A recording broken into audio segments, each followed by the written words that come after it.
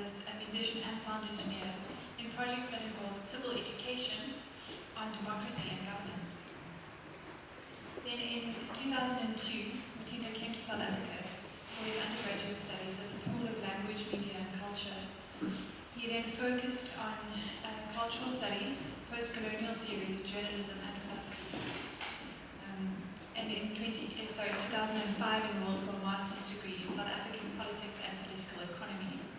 His focus was on Africa, and the main subjects included a Marxist approach to international political economy, public policy, and risk and scenario planning.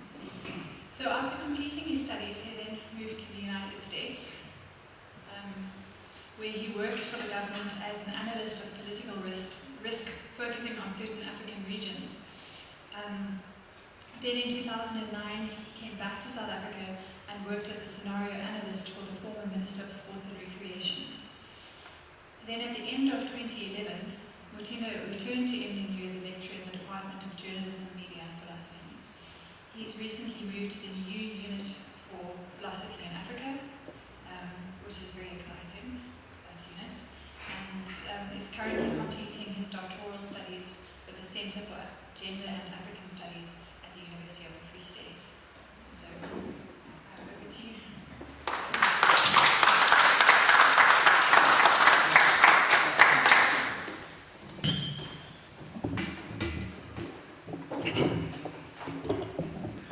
Hi everyone. It's good to see everyone. Like Andrew will tell you, I shy away from speaking publicly, but when there's important things to talk about, I engage. First and foremost, I just want to acknowledge a lot of good people here. Andre, who I'd called my mwalimu, for giving me the opportunity. My elders, there's Alan, there's Andrew Leach, Andrea Hurst, there's Mark. Yeah, I consider them my elders, and thank you for the engagements I've had with you, and for my fellow African brothers and sisters in the room. No, thank you for coming. Now, I'll try and rush through this. It seems like the topic itself, just the title, got some people either uncomfortable or talking, and that's fine. I wasn't paying too much attention until that was said, and of course I don't pay attention to Donald Trump a lot. So after having worked for the American government, I think you need to pay attention to what's said, not just him. It's the reactions that got me, and I thought, when Andre asked me, I thought, no, we need to have a reminder, a conversation that reminds us. So for me, this conversation is a reminder of a problem that's yet to be resolved. And as a community of scholars, and I call us a community of scholars who claim to work on behalf of Africa. I don't think any one of us who's at NMMU doesn't participate in something that they say is for the good of Africa. Whether you're a scientist, in humanities, we observe the world and we create explanations, we experiment with them, and then we produce a body of knowledge, and then we pull students in and we teach them so that they can go and change. Our motto is what? Change the world. So in that way, then we are participating in doing something for Africa. And if we are going to claim to do something for Africa, I think we need to remind ourselves some things that have happened and try and find new ways of thinking ourselves. What am I doing in this Africa? And so I'm not speaking to one discipline, I'm speaking to everyone. I consider disciplines, and I usually tell Andrea, I consider disciplines languages of doing life. We have certain modes of understanding, of knowing, and those are grammars, those are vocabularies that try to understand the world. So whether you're in science, whether you're in, you're doing computers, it doesn't matter. You are using a particular language, a scheme of trying to understand the world. And so, because you don't understand your world only in your language, you deal with real Africans every day. So I'm speaking then to students of Africa and people who are trying to understand Africa through their disciplines. And so, Just to begin, because I'll try to fly through this, the idea of getting, who really gets? And I'll stop there for a while. The word get for me is not just knowing or understanding, it's claiming. Who claims? Who thinks they've got the right to claim Africa? So who gets Africa? It's both who understands, who says they have understanding of Africa, or who thinks they've got a right to claim it. And I think we need to speak this quite extensively because at the moment, us as a community of thinkers and scholars, we've been overtaken by radio DJs and Twitter celebrities as thinkers and people who claim to get Africa. I'm serious. They have become the go-to people. And they use the tools that we produce. So you come up with a theory, they'll take it. It doesn't matter what they do with it. They'll mangle it. They will change it. They'll misinterpret it according to us. But at the end of the day, they become the authoritative voices of speaking it. And that's why we need to remind ourselves who really gets Africa, again, as students and scholars of Africa. So I'm going to use ordinary, everyday, tropes, ideas, things that have been used, the ordinary things, including theories that have been used, that have been taken from us and taken to street level, but we still use, but they don't have the same way of looking at. And those are the ones I'm going to use. So allow me, some of the images are going to disturb you, and I'm going to ask, just quickly, what comes to mind when you see such images? Because we come across this. This is another ordinary thing that happens. What comes to mind first? Anyone? Yeah? Poverty? There's something else that comes to mind first when you see these images on media. Huh? Africa. Mm-hmm. Anyone else? Somalia, specifically Somalia. And those answers point at something.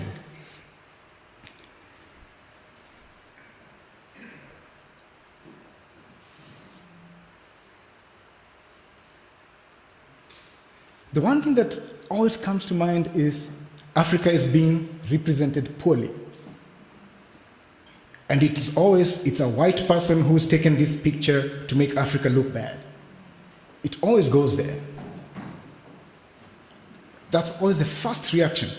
Africa is being represented poorly, and a white person has taken this picture to make Africa look bad, and then the debates descend from there. I'm not saying that doesn't happen. It happens. But then there's something else. From what Mark said, Somalia. One, there's an expectation. Always when this happens, when you mention Africa, someone said, when you see these pictures, the first thing you think is Africa. The first thing that happens is such images make people think that Africa has to be represented, number one, in an image or other form. And two, a particular kind of representation has to be. And it's usually this. Now, what's really scary about that is these images were taken by Africans. The top images were taken by Mohammed Amin, who was award-winning African photographer, was among the first people who set the African Journalist Award system.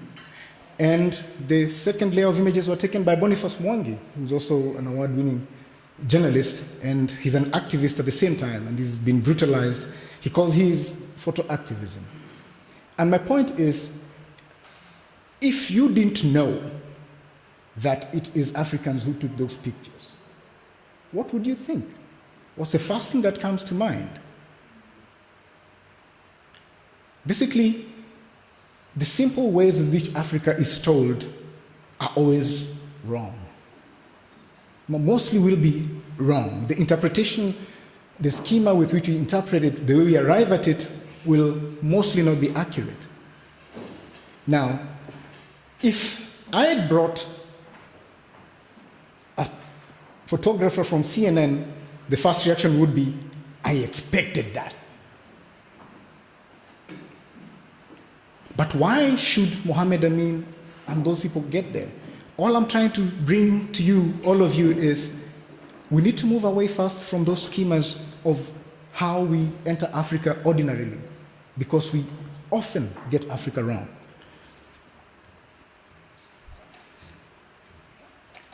And so I'll ask you to please go through this very, very quickly. I'll go through these slides very quickly, and that will be the last number of examples before I can begin to speak. This is Binyavanga Wainaina, who's a poet in the street, and I think he's a creative writer. And he wrote a very satirical piece called How to Write Africa. It's very wrong, and I would say it's very long, and I think you need to go look for the whole thing.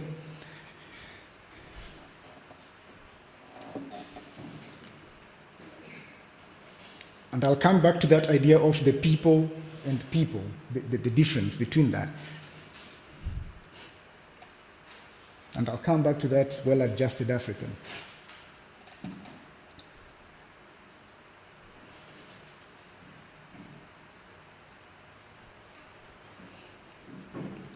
I've just truncated, I've just taken sections of it. Now, the idea of people and the people in Kenya or in East Africa, the children of the British settlers are still there. They never left. They're very wealthy. They've got big chunks of land, and they call themselves cowboys, the African cowboys, whether in Tanzania or Kenya or whatever. They are the cowboys. And when they're speaking, because I've engaged with some of them, when they're speaking about black people, some of them still have very bad attitudes. They're still racist. You'll hear them say, oh, Watu, you know, Umtu is a person, but it's derogatory there, Watu, people, a mass. That's how they refer to black people. And then they refer to themselves as the people.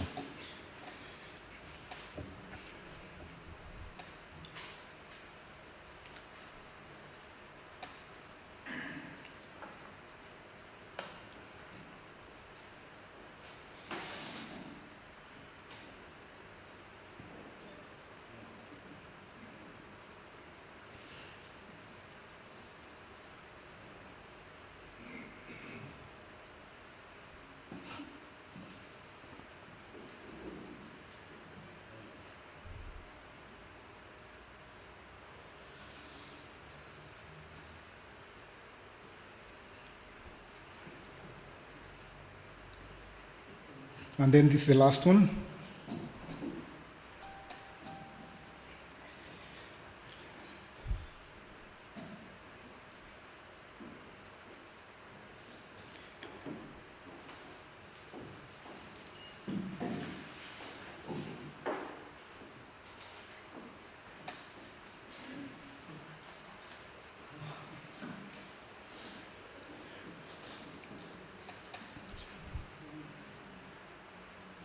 Now, I'd like to mention at this point that Binyavanga Wainaina has had to disappear from the scene because he identified himself as a member of the LGBTI community in Kenya, and he was ostracized and silenced, and he's disappeared. And that's one aspect of how to get Africa that I want to bring into this. And so, why I bring this is Donald Trump was said to have said this quietly, and of course they tried to run away from it. And of course the second statement was, yeah, let's bring in people from Norway. Of course, after saying that, that created the whole, furor. Why should he just claim we want people from Norway, which is, some people say, the whitest place on earth that he could have chosen in comparison to Africa and Haiti. And then the president of Botswana was very angry, and he decided to, he asked for an explanation. Does that mean us too? Now, I think that is the reaction that got me to start listening to this. I was like, how can you even ask that? What does that even mean? What kind of exceptionalism are you looking for? He was very angry about it. Well, of course, then he was contradicted by President of Uganda, Museveni, who said, I love Trump. He tells Africa frankly. But he talks to Africans frankly. That was Museveni. Okay, now, what's inadequate about this is such, responses are responding to this. Now, these images were taken at the beginning of 2017. These are African immigrants trying to cross Quetta, this small Spanish island, and they've crossed in, and that guy is actually very happy to have arrived, These images came a month before, trying to cross the same place. Kids were stuck inside suitcases. And the first question I asked is, those two African presidents are all shouting because it's a political statement. But then, what about these people's lives? Because what they want is an apology, or no, you're right, you're not right.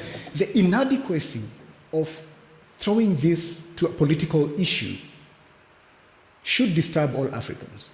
Because this goes beyond Donald Trump just saying it, or your president demanding an apology, which Trump gave the following week to the United Nations, to the African Union, and he said, oh, I really love Africa. That solves it. It even gets better. They tried to defend Trump and they said, no, he actually didn't say shithole, he said shithouse. So that's better. His press team did that the following week. And so the African presidents are jumping into it. And you just look at the whole issue, what it is reduced to. And that's what shocked me. The responses by African politicians. That to me was a bit shocking. Asking for an apology or... And the Museveni who's saying Trump tells it as it is the same Museveni who refused when Mbeki and them suggested that Africa needs to integrate so that it can have a fighting chance. And he said, no. Let's have first things first. Let's rule our countries and we move on. Now, these people who are running all the way to Europe to live lives of humiliation are running away from people like Museveni. So, political responses are totally inadequate and actually pointless. So, those politicians, according to me, still don't get Africa, period. So, we choose, let's have a different kind of discussion. Maluleke brought something quite interesting, just to show how difficult these political responses are. He was writing an article that was last, he was very exasperated. Tiniko Maluleke is at University of Pretoria. And he wrote, Africa's just one big joke. That was the title of his article. And in it, he quotes these people from Dead Man's Creek, which is a very poor place in Mississippi. And these guys, the only thing, according to the story, the one thing they do is watch TV in the evening. That's their activity. They sit and watch TV. And they used to feel so sad for Africa. They're poor, but they feel so bad for Africa. And they send money for relief. And so when they heard Museveni say, yes, they were happy. Then the next moment they see Museveni has extended his life, he's extended his presidency to lifetime. They said African presidents are what? Best comedians in the world. And that's why Mbeki wrote the poem, Please Let's Stop the Laughter. But my question is that even possible then? Does it depend on you to stop the laughter on Africa? Politically, no. Totally inadequate. And so, we move to the next thing. The next most important reactions for me that caught my eye were this that came from Fox News in defense of Trump. This was from Tucker Carlson, who's one of the leading anchors. This is what he said. People are jumping at Trump for saying something that almost every person in the street agrees with. Quietly. I was just talking to my brother Savo now, and we're saying, some of these things people think about quietly and they won't say. Now, this is a reaction that says ordinary people think about it. The following was from a program called The Five. Of course, you know what Fox is, and you can criticize them for being, very conservative. But then you cannot ignore this. This is how the forgotten men and the ordinary person speaks about in the pub. Now, if that is common, then how do we describe then shitholing? Political response is inadequate. The ordinary person thinks about it. For me, it's an ongoing attitude or disposition or pattern or habit to dispense with casually. Dispense with Africa casually. A license to dispose and humiliate. And that comes in certain despotisms of reason. And I use the word despotism. It is self-privileging modes of reason that refuse to allow others on how to think about Africa, and I'll explain how. License, the casualness, those don't just come in representations. They are not only about the representations of Africa, not those images. It's on actual bodies. The casualness with which Africa is disposed with, it's not only in representations, but it's on actual bodies. And this is how philosopher Maxime Toa described it. When you casually dispose of Africa, this is what you're disposing of with. The men and women, flesh and bones, who understand their world. They know their problems, and they can change their problems. They know their world. But they're disposed of with casually. Now my question is, who does it? Is it just the West? Who disposes of with casually? The casualness with which Africa is shitholed. Who does that? And the next set of questions is, what authorizes or enables it? Is there even a proper collective defense against such casualness? Is there a right way which Africa can know itself? If we are confronted by such casualness, to just dispense with Africa. You mentioned Africa, oh, like she said, and she was right. You see those images, the first thing that comes, oh, Africa. Boom. Disposed of. What authorizes it? What makes that casualness possible? And is there a right way to know it? The one thing I've left out is how. I've left out how. Not that we won't get there, we will get there, but why I'm leaving it now is how is the function of packaging things into neat boxes. You know, when the moment you say how, people immediately write because they want a quick answer. And the moment you say how, it eliminates the messiness of, as you know, Professor Lynch would say, experimentation. You want a light bulb without having to go through failures. The moment you put how into anything, it has an image. This is how you're going to do it. That's why there's stories that say how to raise a child, as if there is a neat package. So at this moment, I'm leaving how, because I want us to work through the process of thinking through this. I will propose that what authorizes and why that is possible is what we call the ground or idea of the world. Now,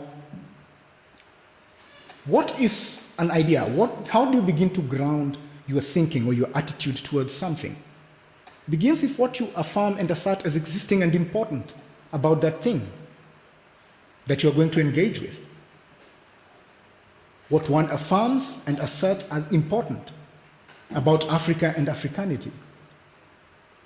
Wrong ground, wrong affirmations and assertions about Africa, about what exists, what is important to Africa.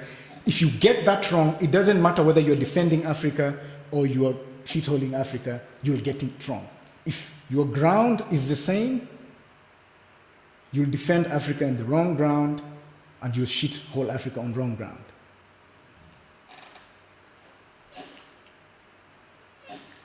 How you affirm and assert what it means to be a human person, the everyday experiences of the African, the relationships of the Africans, their hopes and fears. If your ground is wrong, what you affirm and assert about what Africa is, if that is wrong, it doesn't matter your skin color, it doesn't matter where you come from, it's wrong. I try to stay away from this word here, ontological, but I'll come back to it. I can use the word defective. If you have a defective ontological position about locating, enabling Africans, enabling Africanity to be, it doesn't matter. It's wrong.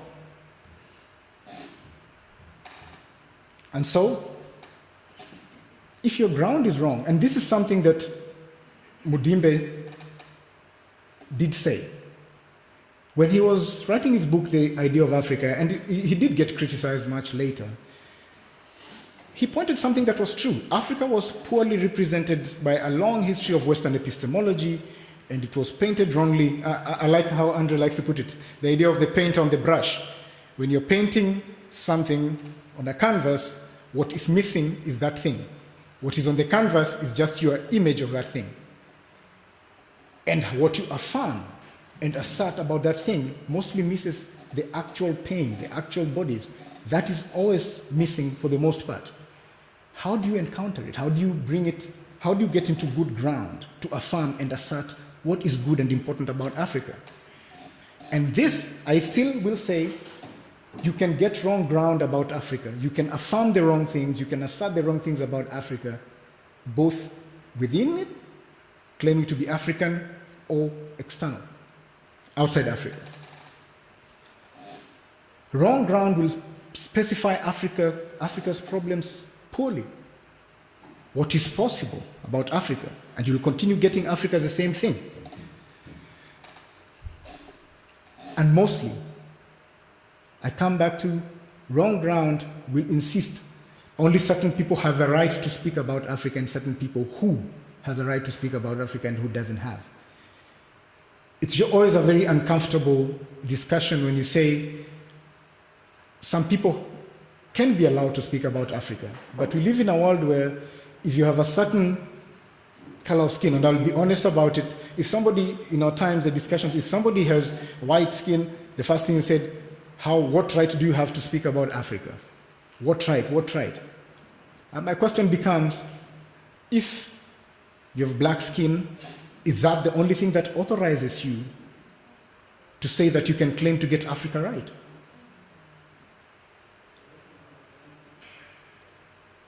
My question is, if you are Museveni and humiliating your people until they leave, I don't think you've got a claim that you're getting Africa right. Because what's the difference between you and the enemy who's at the door, who's speaking like Donald Trump?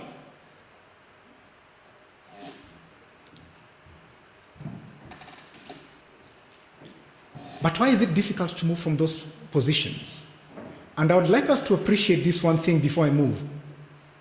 I'd like us to appreciate this. This is something that Frantz Fanon said a while back. The struggles and the pains that Africans went through are so difficult for most Africans, even if it's many generations later, to just let the enemy go. They feel cheated. The enemy has not yet been punished enough. So before you dismiss Africans, no, don't tell me not to speak about Africa. I would say to get ground right, it would be good to open this space first. Begin by understanding that there is difficulty to just let those oppressions go. There are people who struggle with it, and let them struggle with it. As Arthur Quaison said, Arthur Quaison is a literary theorist, he said, the difficulty is because we were consigned to continually respond from a place we are never supposed to be standing in the first place.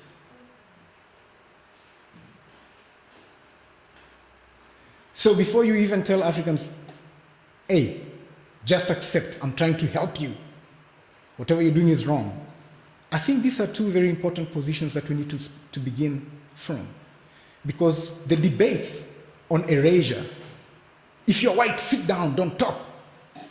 Only black people are supposed to talk. Those debates come from not apprehending these two things adequately. I met a man who had witnessed his family killed. He'd watched his 3 children and his wife hacked to death. And the man could not speak. And eventually when he could speak, I couldn't tell him anything. I could not tell him anything. How do I tell such a man not to seek punishment from the people who committed that? So some of these things still continue. They coexist with Africans till today. So we need to appreciate those two positions before we move on. Now, I'm bringing this very deliberately, and I'll run through it very quickly. Where do we begin to get it wrong? Now, despotisms on behalf of reason. Now, this was the word despotism on behalf of reason was used by philosopher Paula Untonji, who was saying, you'll find that most of the time when Africa is spoken about, somebody uses reason because they decided Africa doesn't have enough reason. and they have a very strict method of what reason is. And if you use those principles, then you can understand the world. And they close any other way of understanding. Now, I'm bringing this, I'm staying away from Hegel and all those big words for a reason. This is used ordinarily. If you listen to people speak in the street, actually even celebrity DJs, classification, this is an Aristotelian one, you know, exclusion. It's what you call logically necessary subdivisions to identify something. So you find from, you know, observable things. Start with genus, plants, animal, you don't belong there. You come down up to humans, you're a human because you're not an ape. There's a difference between the two. But then comes a problem. Something like race has been thrown there. When you begin to use this, and I hear this all the time. How I know this is I went to present a discussion on African philosophy somewhere, and a very esteemed colleague used this to try and prove that Africans should not have a big issue about race because we are all one species, and all these things that are spoken about racism don't matter because we are one race. And he went back to the taxonomic classification to flatten that, and I was like, goodness. And I kept quiet. I was like, you invited me because you're the most progressive person in this room, and I just got tired. I was very annoyed by the time I was leaving. Not because of anything. It's because this schema is used oftenly, and it's useful. So the scientists will tell you, I mean, it's really helped our world to move. But throw this in the social, throw it poorly, you create wrong ground. Then there's the other one, okay? It creates, okay, just to finish it, it creates, very difficult debates when it comes to something like race. And someone did argue, of course, Anthony Akio was saying, let's stop using this classification thing poorly when you're talking about race because you cannot biologize culture, because this is invented. But you hear, radio DJs, till today, celebrities, ordinary people who are the new philosophers, use it to flatten the idea that these oppressions that have happened in a particular way and eliminate. Then there's a second one, and this is the most interesting one, the Platonic one. This also comes, and you hear it all the time. The idea, how you affirm and how you assert and how you separate things within this ground, it goes beyond this. It gives value. The idea of authentic, which is authentic and which is not more authentic. Now, the Platonic one creates a mythical cycle. And the mythical cycle works like this. There's an ideal type. And this comes closer to the idea of the brush. Because it rejects the Aristotelian one that, things can be reduced to packages. So me and Andre are the same because we are man in species, humans. So there's no difference between us. This one tries to individuate and gives it closer, valuate what is closer and farther away from the ideal type. Now, but this one uses valuation, which is best, which is more authentic, closer to the ideal type. And that's why we have the ideal myths. Being, if you're speaking about love, it's Romeo and Juliet, that's always quoted all the time. It's even in songs, it's in movies. If you speak leadership, there's the ideal type, and it's always used as a metaphor or an analogy. In South Africa, we have Mandela now, the ideal type, and of course then the unideal type is Jacob Zuma, farther away from the valuation of it. And of course then there's narcissism. If you speak about it, there's the Greek mythology of Narcissus that comes closer or farther away. But what is absent is the thing itself. So at best, if you're being valued, it can only be a copy or a pretender to being closer to that thing. Now, those two grounds come in everyday things. Now, Africa, when it comes to those, represented absence. Saraou's unformed clay of masses. That's what's the division, the classification, that's how it worked. Okay? All the disposing off with Africa started with, there is a classification of the ideal type. And there was reason that was used to bring it closer or farther to. And of course, then the Berlin Conference, which is quite interesting, carving up a place that has people as if they're not there. You're sitting in somewhere and you take a map and you carve around and you say, yeah, because it's already disposed with them casually. They don't exist. And it was used to license, to authorize, guilt, destroy, okay? And then like somebody said, it was used because you're farther away from what was human, then it was used to license Christianization, civilization, and of course get paid while you're doing it, commerce. But then I'll come back to this. We should not excuse, there were some collaborators. Doesn't mean everything in the Aristotelian sense.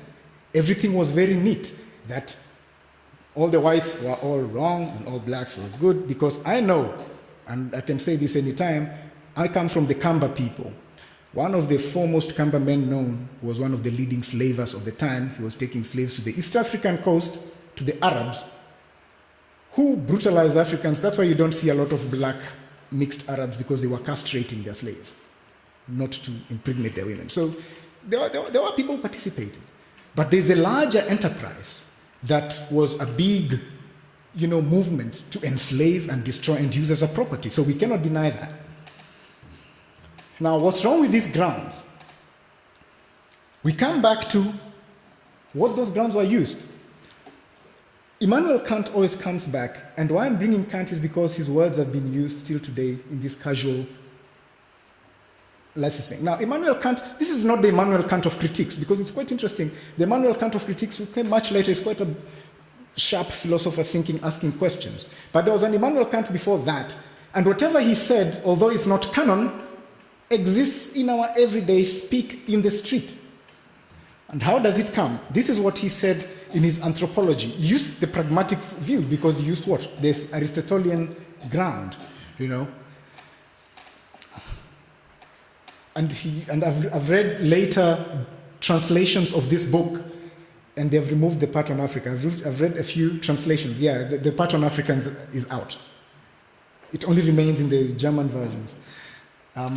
Motivating forces and blows. That was Immanuel Kant saying that. Of course, this was one of the other brilliant philosophers. That was Hume. And of course, this is what Mudimbe and everybody else was trying to respond to. But then now, so that you know this is dangerous, in a debate, and I wrote it somewhere down, in a debate that was going on not so long ago on land expropriation without compensation, one writer wrote a comment, and he was very angry, and he wrote, if you think South Africa can survive without white people, think again. I want you to prove to me 10 black people who have changed the world with their intellect. And he started counting. Da Vinci, Galileo, Einstein, went on. And then after counting 10, he tells the African people, your turn. You see, according to the ground laid, these people came from climates, pragmatic, using the Aristotelian one, that gives your skin color.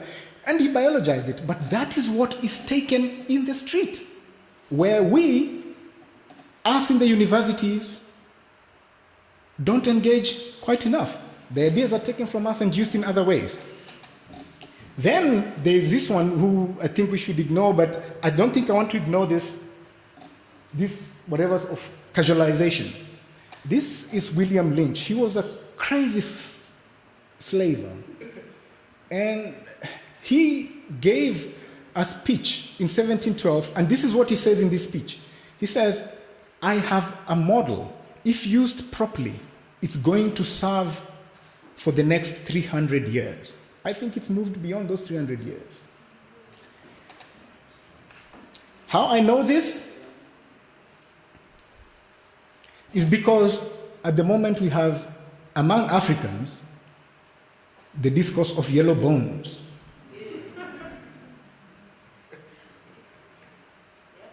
A lovable woman is a yellow bone woman, and that is adopted by us to dispose away with others. We've adopted it, even after Lynch has gone. It's in the street, and it's celebrated. You know, like now I know the story that comes in each time a minister is caught in a sexual scandal, you see Twitter messages. Is the girl a yellow bone? Does she have a weave? You know, such kind of talk. It is the same that's been used to discriminate against people, you know, call somebody kwara, you know, to destroy them casually. In fact, how casual it is, the sensibilities around it bring this. I don't know how many remember this event. EFF went, the anger about such kind of talk made EFF trash H&M stores for having this, and the company had to apologize and pull this away. That was 2 months ago. Every day speak. And the mother of that kid was called house nigger.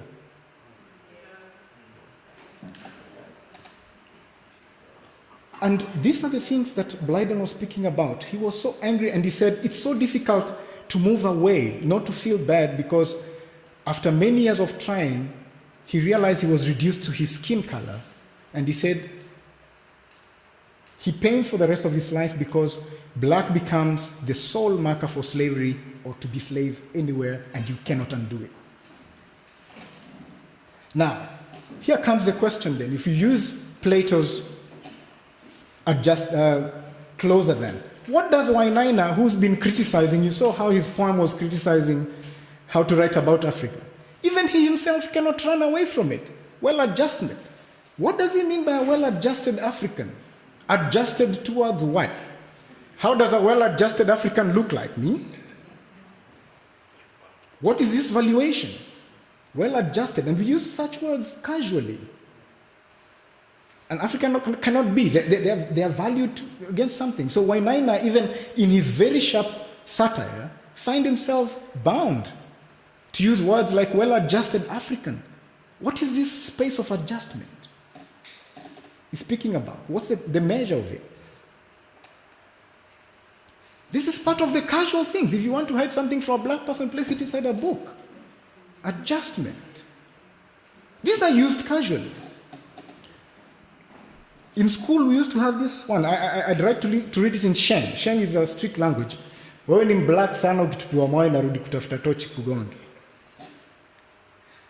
Like even being black was a problem. And that was everyday speak. You know, the rock will have to stop mid-air, go look for a flashlight to hit you. Casual. Everyday speak. Even we owned it.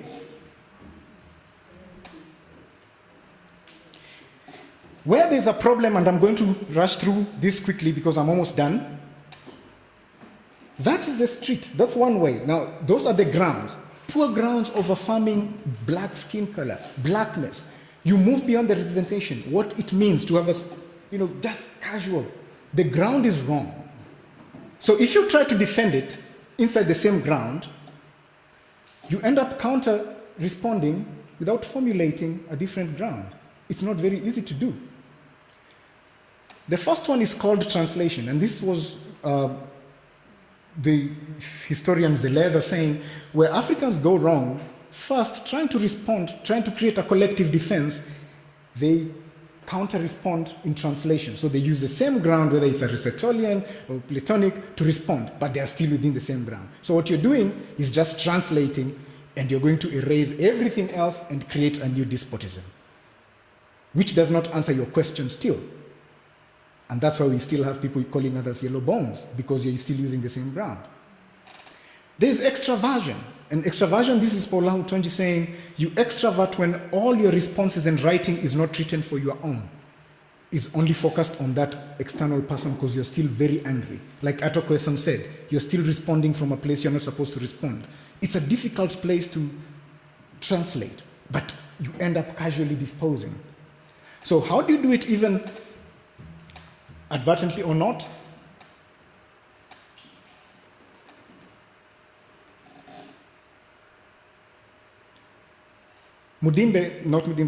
Chilembembe speaks on translations. The most difficult thing about this is the grammars, and what he means by grammars is theories that whatever we've had, the ground that we've had, has always been very difficult to transcend. You use the wrong one, and you end up just finding yourself in knots.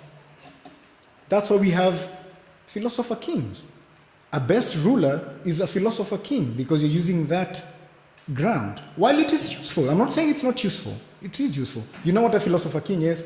According to Plato, a philosopher king, there was in a society, class of people who were raised to lead, and they are taught, and that's all they do. They philosophize, they think, and they are different from the other classes, which is the auxiliary class, that are very spirited. They're like soldiers, but then they don't have the acumen to lead. They're not as educated. And then there's the appetitive class, which is given to material and consumptive ways of being. Now, a ground like this is also present because you can dispose of Africans if they, if you call an African as capable of doing their world, and you use such a ground, then you'll end up deciding that Zuma is not good to lead us because he's not educated, he has standard 2. In Kenya, I'm not defending Zuma's actions. He can be judged wherever he'll be judged.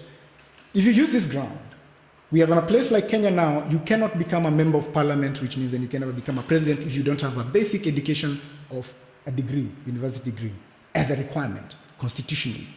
Now, it sounds good in a modern economy, but then here's my question. Is that leadership? Or what are you saying? You're disposing of with people who have abilities because of a history of what? No education. So what about my grandfather who can lead? And that's why we have ground of people writing about Africa like this. They have how, because there's a closer, there's a valuation, that ground. Africa is shackled and this and this and this, and we can only fix it like this way. And they give you a how. And that how is always closer to a European model. There's no new formulation. And these people are well-meaning people, but they're using the wrong ground. So, the last example I'm going to give is this guy. It's called Quasi. Why I've selected him especially is because my proposition, what I'm going to propose as a different way to approach Africa, to affirm it and create new ground, what he used as his basis is the same basis I used, and we arrived at two different conclusions. Konadu says he's a very, avid fighter of Africa. And this is what he said. Our way, the African way, has to come by consensus.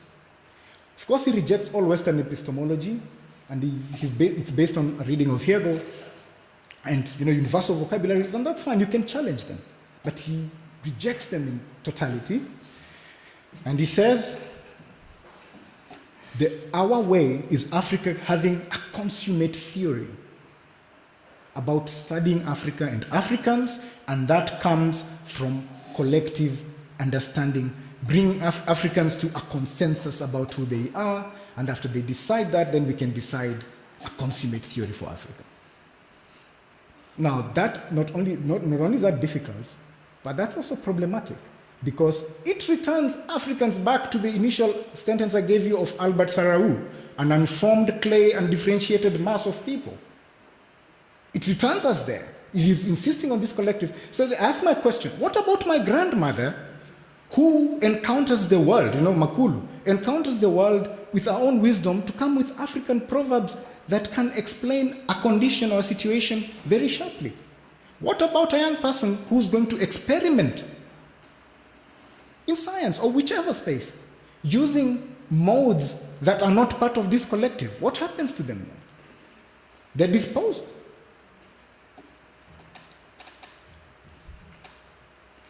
And this was his proof, and this is what killed me. He did not bring the African there as part of he used an analogy the same way Plato will use an analogy. He said, how you know that Africans are different is because a mole understands the world in terms of tunneling. Now, he used the Aristotelian one. A mole is this family, genus, species, whatever, so it's different from a bee. And then, which comes close, then he says, and in terms of this collective then, the bee is African because it understands its world in terms of the collective, and the mole is non-African. So there he is, he's got his answer, and that's his ground. And then he says African epistemology suffers, and then he still uses another analogy that comes from the same ground. He said a piece of wood can stay in the water for 10 years, it will never become a crocodile. Basically, there's a strict way to be African and to be African. And that is a very difficult ground to defend Africa from, because he's using, again, wrong ground, returning Africa from the very thing he's trying to criticize. And that's why you saw the kids at UCT saying, you know, let's scratch Western science. Same ground. Let's crush all science and start from scratch. That's how to decolonize science. Scratch all science and everything we've learned. You should see that video on the decolonization of science that was at UCT. Now, it is very spirited, and that's okay. But how do you think about it if you think about it using the very ground you're trying to criticize? And then my question is, can't you just afford Africans the courtesy that they can think their world by themselves as capable without needing saving from somewhere? Why become a despot? I don't think my grandfather, even if he doesn't have my education and the theories that I've crammed in my head, doesn't know how to understand the world and theorize the world. He does, better than I do.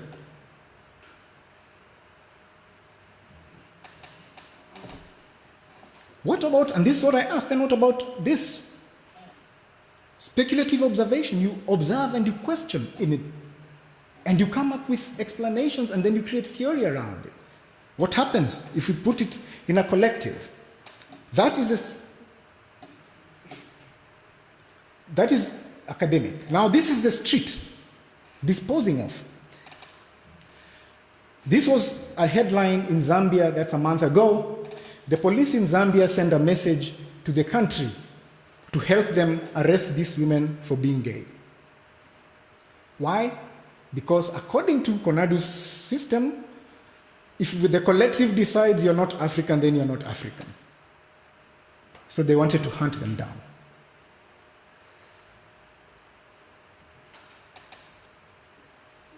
This was the touching down of Ernesto. And this was one of the taxi drivers interviewed.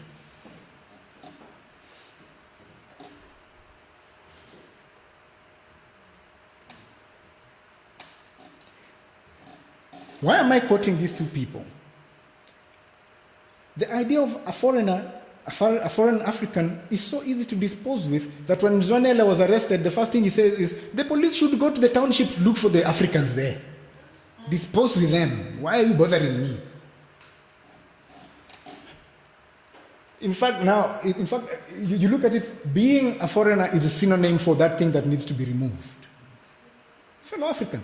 Oh, and that Mzwanele Manyi called himself Mzwanele Africanized from Jimmy.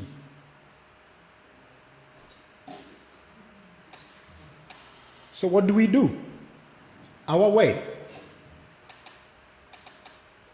And I'm going to take you back quickly to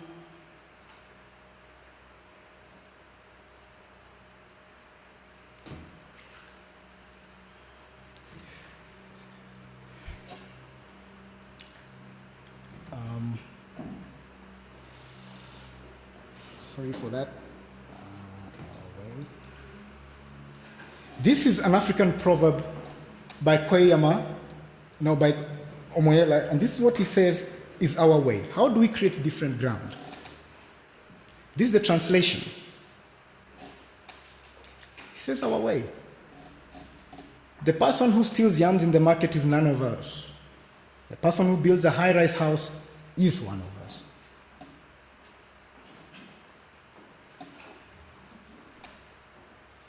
Calls those relations of Africanity. What is he speaking about?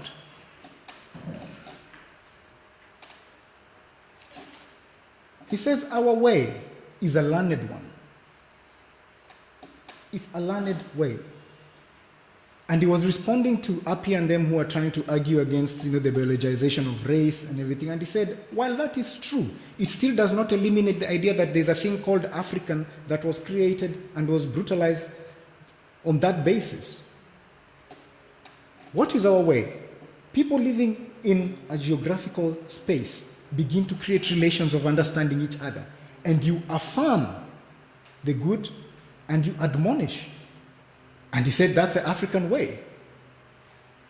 Who are these people? It's people who have shared sensibilities of to be slave, to be colonized, to doubt self-worth.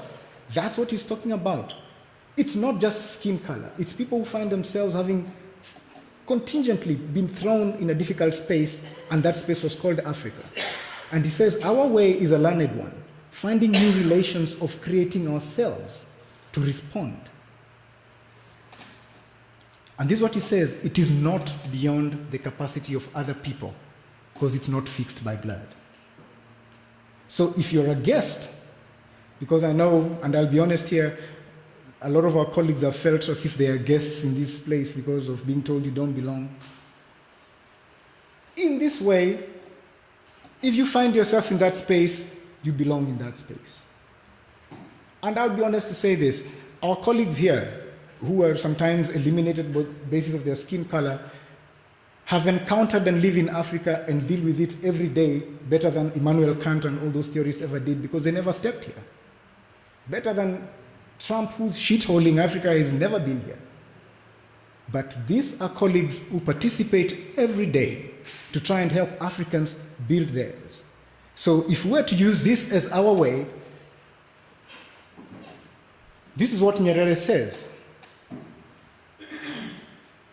First, we start with Mbembe.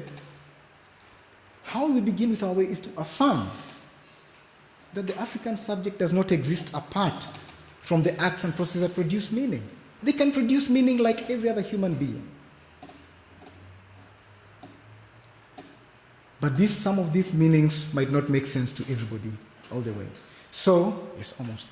So my issue is, if you're participating as an African who might not have my skin color, how are you affirming Africans as capable of building their world? That's your participation.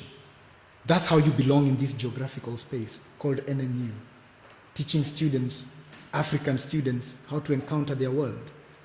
How are you helping them? My brother Savo works in South Sudan. He's already been admitted as an African there. He's one of them. But if it was going to be considered another way, he would be dismissed.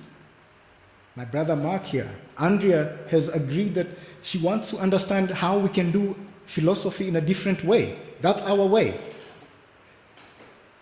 It's solidarity. NMU Africans enable Africanity to open other modes of thinking and doing. That's our way. That's what we affirm. That's what the Ijesa is. You affirm those who build a high-rise house and admonish those who want to destroy it. And in any case, I use Nyerere's words. Mgeni siku mbili siku ya tatu mpe jembe. If you're here as an African creating new ground, and this new ground is affirming that Africans are capable, like all others, to create meaning in their world, even though those meanings might not make sense, then you are only allowed to be a guest for 2 days. On the third day, we give you a spade to go work. So you are no longer a guest. You're an African here to participate in this thing, to create new ground for thinking. And this goes for all Africans, for everyone in this room. If I was to recap this, first, we must acknowledge that it's difficult for some people to let go the pains that have come. It's not easy, because Africans have always been consigned to respond from the side from where they're not supposed to respond in the first place. But then if all the ground we seem to use is wrong and keeps throwing us back there, including killing our own, based on those grounds, how do we create a new way? In closing,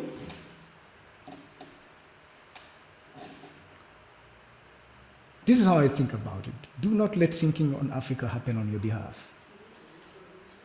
Be in it, always.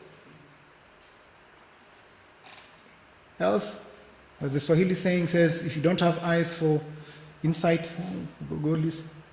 Eyes from a sheep. Thank you.